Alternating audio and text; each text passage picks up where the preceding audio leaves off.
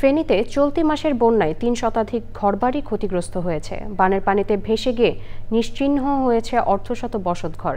মাথা গোঁজার ঠাঁই হারিয়ে মানবেতর জীবনযাপন করছেন ক্ষতিগ্রস্তরা। ইতোমধ্যে পুনর্বাসনের কাজ শুরু করেছে জেলা প্রশাসন। সংবাদদাতার তথ্য ও ভিডিওচিত্রে সৈয়দ মাদিহ অদিতের রিপোর্ট। নানান প্রাকৃতিক দুর্যোগের পাশাপাশি সাম্প্রতিক বছরগুলোতে দেশে বন্যার তীব্রতা ও ব্যাপ্তি বেড়েছে আশঙ্কাজনক হারে।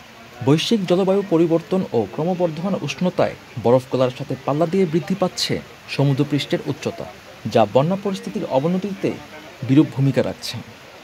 এবার উজান থেকে নেমে আসা পাহাড়ি ঢল ও ভারী বৃষ্টিতে ফেনীর মুহুরী, কহুয়া ও সিলোনিয়া নদীর বন্যা নিয়ন্ত্রণ বাঁধ ভেঙে তলিয়ে যায় নিম্নাঞ্চল।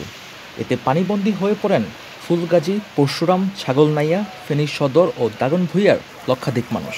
পুনর্বাসন কেন্দ্রে কাটছে অনেকের অসহায় জীবনযাত্রা। যদি ঘর করে দে আমরা মাথা গোজার টাই পাইলাম। আমরা এখন অসহায় অবস্থা আছি। পিছনে আমার দোকান ছিল, মুহুরী নদীর ভাঙ্গিয়ে হঠাৎ করে আমার সবকিছু নিয়ে নিছে। প্রতিদিন আসি দেখি আর কিন্তু কোনো অবস্থা নেই।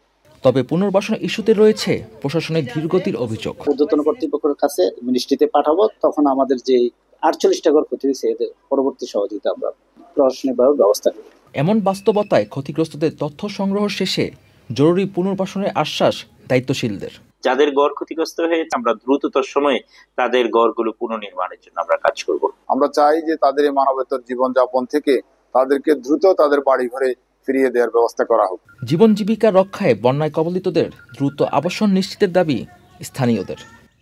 সৈয়দ মাদিহ অদিত, প্রকৃতি ও জীবন ডেস্ক, চ্যানেল আই।